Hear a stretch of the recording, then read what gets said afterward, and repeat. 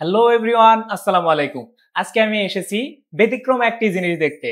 এ ভাই, নখের চারা দেখেন কত বড় বড় রাখছে। আসলে এটা অনেক একটা সাধনার বিষয়। তো ভাইয়ের কাছ থেকে শুনবো কিভাবে কি হলো। ভাই, আপনার এই চারাটা রাখার পিছনে যদি মানে প্রথমের থেকে উদ্দেশ্যটা বলতেন একটু। আমি ক্লাস 4-এ যখন পড়তাম তখন থেকেই নখ রাখার শখ জাগে। প্রথমে আমি শখ করেই রাখি। এত বড় করার শখ ছিল না। একটু বড় করতাম এইরকমই আশা ছিল আমার। তো প্রথম অবস্থাতেই নখগুলো এরকম বড় হতো না। মাথাগুলো ফেটে, ফেটে যেত নখের।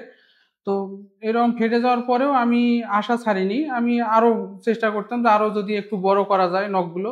কয়েক মাস এইরকম নখ একটু বড় হয় আবার ফেটে যায়, ভেঙে যায়, এভাবে চলতে থাকে। তো এক পর্যায়ে দেখি আর নখের আগাগুলো ফেটে যাচ্ছে না। অনেক বড় হয়ে যাচ্ছে আস্তে, আস্তে। যখন অনেক বড় হয়ে যায় তখন আর নখগুলো কাটার ইচ্ছে জাগেনি। তখন মানে একটা মায়া জন্মে যায় আর হ্যাঁ, কি। হ্যাঁ, মায়া জন্মানোর কারণে আর কাটা হয়নি পরবর্তীতে। এই জিনিসটা মূলত আপনার শখের কারণেই মানে হ্যাঁ, রাখা। শখের কারণেই। আর প্রথমেই ভাবছিলাম যে আমার যেন একটু রেকর্ড হয়, শুধু আমি ফুলবাড়ী থানার মধ্যেই যেন আমি প্রথম হতে পারি। প্রথমে যখন একটু এরকম বড় হলো, আমি ভাবলাম যে লক্ষ্মীপুরের ফুলবাড়ী থানার মধ্যে আমি যেন একমাত্র একজন ব্যক্তি হই। তো পরে যখন আস্তে আস্তে আরো বড় হলো তখন আমার আশাটাও বড় হলো। যে পরে আমি পরবর্তীতে আমি জানতে পারলাম যে বাংলাদেশে নেই আর এরকম বড় নখ। তো ভাবলাম এটা যখন এত বড় হয়ে গেছে থাক, একটা আচ্ছা, রেকর্ড এই হবে। বিষয়টা মানে আপনি যে বাংলাদেশের মধ্যে মানে হচ্ছে এত বড় একটা জিনিস, মানে বাংলাদেশে আর কেউ নাই, দ্বিতীয় কেউ নাই, আপনি একজন, সেই ক্ষেত্রে আপনার অনুভূতিটা কেমন? এটার জন্য অনেক ভালো লাগে এবং আমি নিজেই গর্ববোধ করি যে এরকম একটা নখ আমি রাখতে পারছি, যেটা সাধারণত টাকা দিয়েও হবে না এবং অন্যান্য কেউ এরকম চেষ্টা করলেও হয়তোবা হবে কি পারবে, না। কিন্তু অনেক অনেক চেষ্টা করতে লাগবে। হ্যাঁ। তো আমার এটা হয়েছে, এটার জন্য আমার গর্ববোধ মনে হয়। ও আচ্ছা। তো দর্শক, আমরা ভাইয়ের মুখ থেকে অনেক ধরনের কথা শুনলাম। সে সব কথা বলল। এবারে একটু মানে প্রতিবেশী হিসাবে দু একজনের সঙ্গে কথা বলবে। আমরা দেখলাম এতক্ষণ ধরে যে ভাই এত বড় বড় নখ রাখছে। সেক্ষেত্রে আপনি তো হচ্ছে তার প্রতিবেশী। তো সেই ক্ষেত্রে আপনার মতামতটা কি?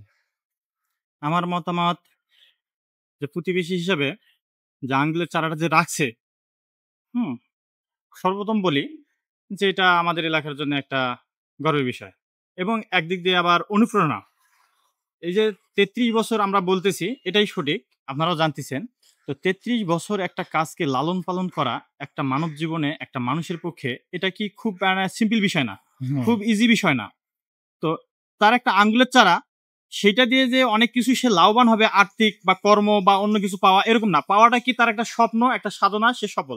তো এইটার পিছনে যদি একজন ব্যক্তি ৩৩ বছর সময় দিয়ে অন্যান্য কাজ তার ঠিক রাখে, যদি করে সেটা সফল হতে পারে, তাহলে আমরা আমাদের বাস্তব জীবনে যে কোনো আমাদের প্রয়োজনে যেগুলো কর্ম, সেটা চাকরি হতে পারে, লেখাপড়া হতে পারে, ব্যবসা বাণিজ্য হতে পারে, বা মাঠে খেতে খামারে কৃষিকাজ হতে পারে। তো এই ধরনের কাজকে আমরা সফল করার জন্যে আহ, যেটা যেরকম কাজের পরিধি, সেটা ৩৩ ঘন্টার কাজ হতে পারে, ৩৩ মাসের হতে পারে, ২-১ বছরের হতে পারে।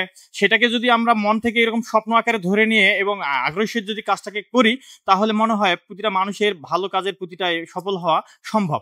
এটা আমার একটা সেটার থেকে অনুকরণ করে বা অনুভব করে আপনাদের কাছে এই অনুভূতিটা ব্যক্ত করতেছি।